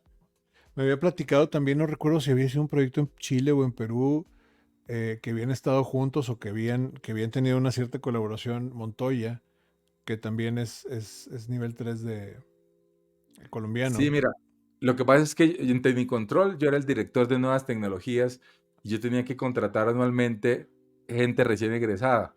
Entonces yo Ajá, contraté en una época a Montoya y en otra época a Gilberto ajá, Quintero, y sí. ambos después fueron niveles 3. Entonces por eso nosotros trabajamos juntos en varios proyectos. O sea, ellos estuvieron conmigo en Perú, en Bolivia, en Chile, sí, en varios proyectos, Wow. porque era lo que había. O sea, nosotros inicialmente la visión, digamos, de don Mario no era centrarnos en Colombia, sino centrarnos en toda Sudamérica. Entonces a Ajá, él le gustaba más que nos fuéramos a hacer un trabajo a Chile, a Bolivia, a que lo hiciéramos acá. ujú, Entonces así mismo nosotros pues tratábamos de poder tener proyectos en diferentes países de Sudamérica. sí. Y esta empresa después fue comprada por Bureau Veritas y Ujú. lamentablemente toda esa operación que se había logrado se acabó, Oh, porque Bureau Veritas tiene oficinas en cada país. ajá, Entonces se decían, disoluyó, pues se diluyó. no podemos tener un competidor ahí mismo. Ajá, Entonces todas las oficinas las cerraron, solamente dejaron la de Colombia. ajá, Entonces, digamos, todo eso que se había ganado de clientes y de pues, proyectos, de una manera disminuyó bastante. ajá. Porque no es lo mismo porque una empresa me compre que yo ya sepa hacer todo lo que esa empresa tiene. Sí, claro. Entonces, las empresas las hacen las personas. Y si las personas no van a estar presentes, entonces es un poco complicado seguir como con esa operación. Entonces, en su momento, cuando se llamaba Tecnicontrol, era como bastante grande, digámoslo así, bastante pujante, como le digo, éramos como 1000 personas, Ujú. pero ya después de que lo adquirió Euro ahorita se fue reduciendo, no estoy seguro cuántos puedan ser ahorita, pero en el área que estábamos antes de ensayos y nuevas tecnologías, creo que está bastante pequeña ahora. Ok. Sí, a veces incluso puede ser triste, ¿no? El cómo lo que fue una empresa, bueno, pues obviamente son negocios a fin de cuentas, pero cómo de Sí, repente queda un poco más como recuerdo, tal vez. sí, sí. Entonces ahí fue donde tuvimos la oportunidad de trabajar con Montoya, claro que sí, y con Gilberto, Marco ¿Cómo, Pardo, bueno, hay muchas personas queridas ahí con las que que- trabajamos. con las que trabajaron?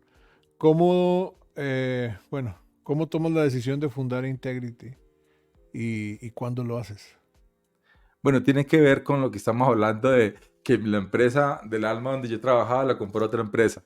Ajá. Entonces, yo duré un año trabajando con Buró Veritas y después dije, no, yo creo que ya es la hora de emprender, como decimos Ujú, ahora. Entonces, eso fue hace para 10 años. ujú. Dije, no, vamos pues, a lanzarnos, a emprender y fue donde nació Integrity. Ok, 10 O sea, años. eso fue en el 2013. Ok. ¿Qué le digo, no? Pues Ma- muy contento desde que nosotros pusimos la empresa, pues ha sido un desafío grande, pero yo pienso que ha valido la pena. Yo pienso que hemos logrado cierto reconocimiento y cierta clientela. No estamos tapados en plata, pero hemos logrado sobrevivir y subsistir, pues ya 10 años, logramos pasar la pandemia. Oh, Entonces, sí, esa fue una prueba de fuego para todos los que tenemos algún emprendimiento de alguna manera. sí, sí, entonces ahorita estamos mirando si podemos colocar una sucursal en la Florida, una en Ajá. Houston. Estamos mirando para allá también. Wow, estaría genial. Fíjate qué coincidencias porque JRCA, mi emprendimiento también fue en 2013, fue en septiembre del 2013. Oh, y el emprendimiento de un buen amigo conocido también, Juan Caballero, en Panamá. Él también inició en 2013, me parece que por ahí de agosto, septiembre también. mm, Y no recuerdo quién más, también había escuchado de los conocidos del medio que también había iniciado en esa sí, misma. Sí, sí, qué curioso. sí, sí, es muy Nos loco picó el eso. bichito a todos al tiempo. Yo creo que sí, fue como que, oye, vamos a salir de trabajar y emprender por nuestra cuenta, ¿no? A darle como independientes. ¿Y cómo le fue al principio a usted? No, mal, como todo. Muchas veces dije, no, creo que debí haber seguido trabajando, sí. Yo tuve un cliente, o sea, fue parte, lo tenía planeando mucho tiempo, años, y fue de que un día de repente se juntaron el destino, no sé, la coincidencia, cayó un cliente americano y dije, pues creo que me puede dar este proyecto para poder vivir bien unos meses y de aquí tengo que ponerme a trabajar, a buscar más clientes, a capacitarme más, a certificarme, a hacer otras cosas. Y fue cuando inició, un 9 de septiembre del 2013, que tuvimos la junta acá en Monterrey. Vino el cliente a visitarnos, a decirnos cuáles eran los talleres con los que debíamos trabajar y prácticamente al día siguiente renuncié a mi trabajo y me Ah, fui bueno. a trabajar ya como independiente, ya a hacer inspección como tal, con Sí, a mí me JDC. pasó algo parecido. Yo tuve un cliente en Bolivia que dijo, no, mire, tenemos un trabajo para 2 años. Ajá, Yo, eso es buenísimo para una empresa recién empezando, porque casi que en los sí, 3 primeros meses uno ya se arrepiente. Entonces yo ya tuve por 2 años cierta estabilidad. ajá, Otra empresa amiga dijo, no, hagamos una alianza para poder dictar entrenamientos en diferentes países de Latinoamérica. ujú, Entonces, bueno, listo. Entonces, como que se fue dando el tema de los amigos y las alianzas y pues eso nos ha servido hasta el día de hoy para seguir adelante. eso ayuda. Pareciera que no, pues que a veces va en contra de la lógica, sobre todo más de esta lógica estadounidense, de esta lógica muy americanizada, eh, muy por ejemplo el estilo de Donald Trump, ¿no? De que no tengo amigos, yo hago negocios pero creo que no hay quien pueda sobrevivir bien en este tipo de industrias si se lleva mal con la gente. Tienes que de Sí, alguna tal cual. manera aprovechar eso y ser consciente que no todo lo vas a poder hacer tú, que a veces tienes que delegar o tienes que pasar trabajos y al revés también, a veces va a haber quien Sí, necesite apoyo y te contacte. sí, eso desde un comienzo, digamos que yo entendí eso y pues yo pienso que ha sido más lo que he ganado que lo que he perdido. Ajá, Entonces, porque uno, a veces la gente le dice a uno, no, pero no puede hacer eso porque va a perder. No, estamos en la vida y la vida es eso, hay que apoyarnos con los demás y yo soy muy creyente, por ahí vi la entrevista de Luis, yo también soy muy creyente, entonces yo pienso que, como dicen por ahí, al que le han de dar le guardan, entonces no me preocupa tanto eh, pues que se lleven mis clientes o que las cosas no me van a salir bien, ¿no? Yo siempre soy positivo y pienso que me va a ir bien en todo lo que hago y que la ajá. gente tiene la mejor voluntad para conmigo y entonces eso me ha servido en todos los emprendimientos que he tenido. En, Entonces, en definitiva de la mano. Hay otra entrevista que, bueno, a la fecha en la que estamos grabando esto, 7 de febrero del 2024, sale mañana, porque estoy subiendo lunes y jueves. Espero seguir con ese ritmo un buen rato. Y es de un nivel 3 también de acá de México. Es de la zona de Tampico. Rodolfo Galindo, que también está muy interesante y que también está también, obviamente, muy metido en temas de fe, pero que ha sabido hacer las cosas bastante bien con un tema de buena actitud. Oye, ¿sabes qué? Pues analizo el tema de qué estoy haciendo, analizo el tema a lo mejor mucho del bienestar emocional o del bienestar mental y eso lo aplica a su trabajo y lo aplica a sus entrenamientos y cosas por el estilo y le va bastante bien. Entonces creo que sí, se requiere un balance muchas veces en ese aspecto. sí, así es. O sea, uno no puede ser 100% fanático, que entonces no voy a trabajar porque Oh, voy a estar claro, orando día y noche, sino no, tiene que haber un balance, sí. pero sí, esa parte espiritual a uno como que le da bastante fortaleza y bastante optimismo frente a la vida para poder Ajá. uno como que afrontar todos los retos de una manera más feliz, no estar siempre como cabizbajo.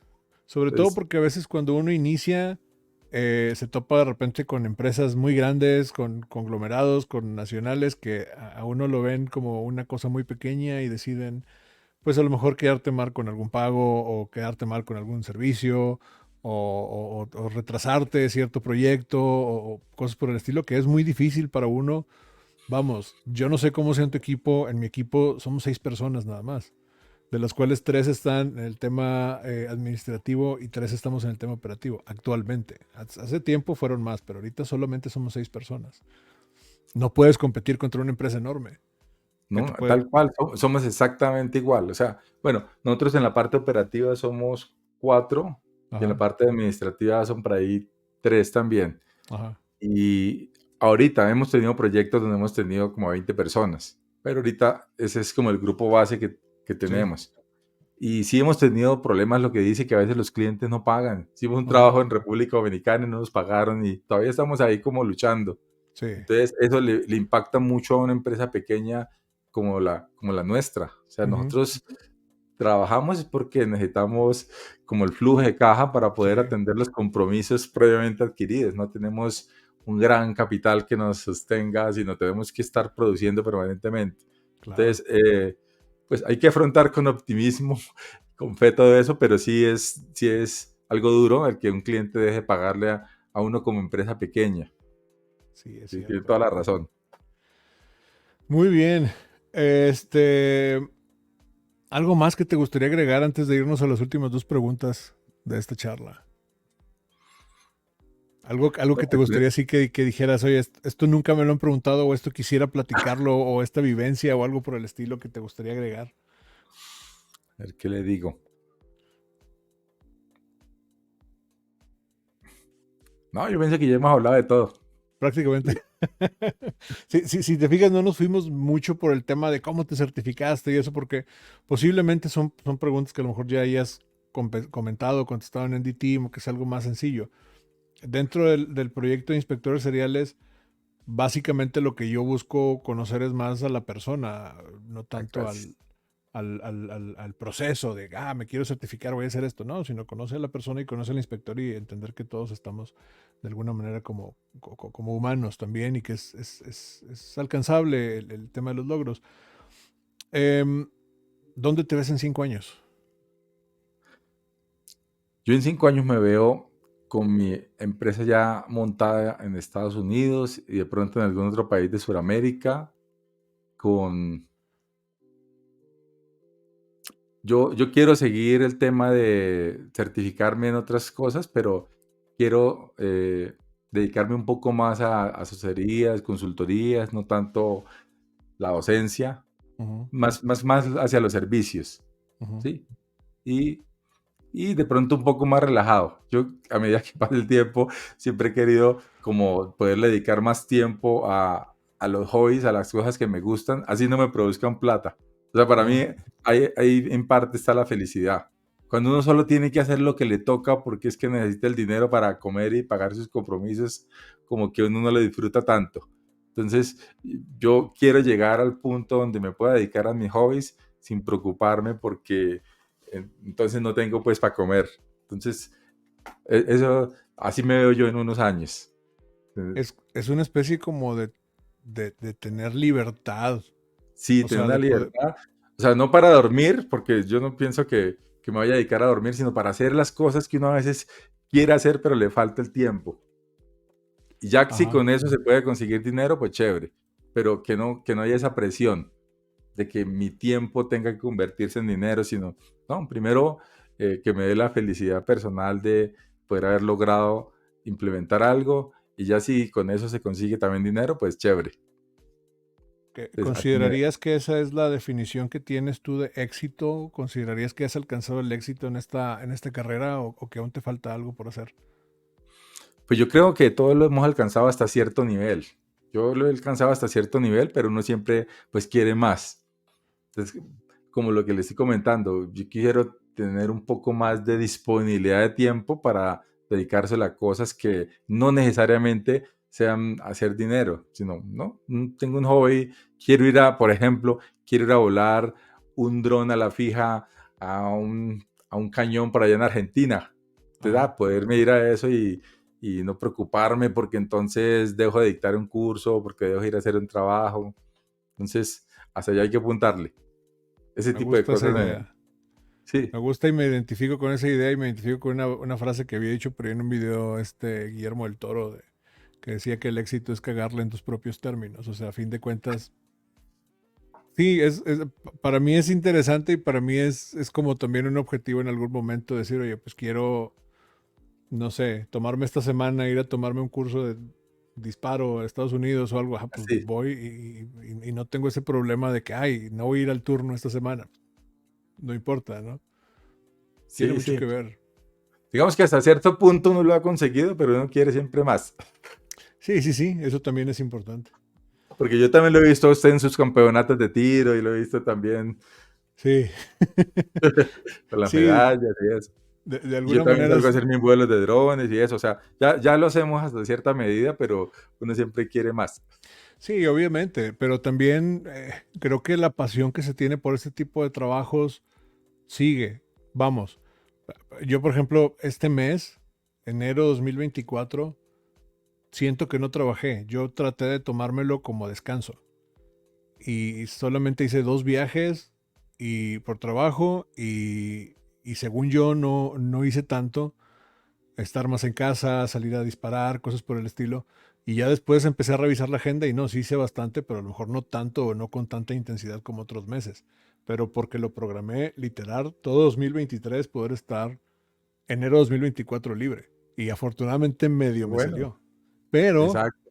pero sigues haciendo cosas. O sea, parece Sí, que no, pero en el día, bueno, pues voy a revisar un procedimiento. Y luego el otro día, bueno, pues me toca ir a hacer una inspección. Bueno, pues me toca, pero más tranquilo, ¿no? Entonces es como que al fin de cuentas esto no, por más que quieras en esta carrera, es muy difícil dejarlo por completo en algún momento. sí, Siempre va a haber sí. una asesoría, siempre va a haber algo.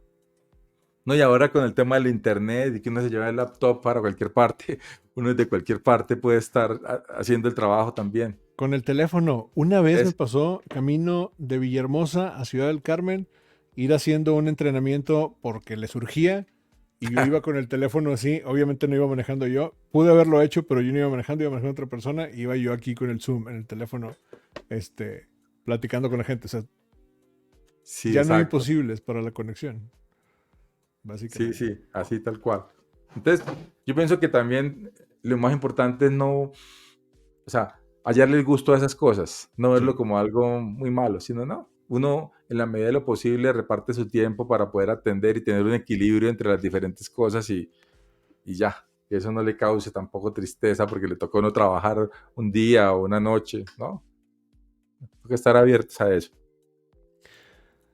Bien, ya para finalizar, recomiéndanos una canción que quieras que la gente vaya y escuche. Yo voy a dejar el enlace en la descripción del video y la que quieras. Una canción puede ser la que más te guste, puede ser tu canción favorita, una que traigas en la cabeza ahorita, la que sea. Bueno, le voy a recomendar y pasar el link de una de las canciones que grabamos con mi amigo Julio Sanguino, una que se llama El avión. El avión de Julio Sanguino, ¿ok? Sí, pero quiero explicar un poquito de qué se trata Sí, para que lo entiendan. por Bueno, favor. primero que todo es una canción campesina.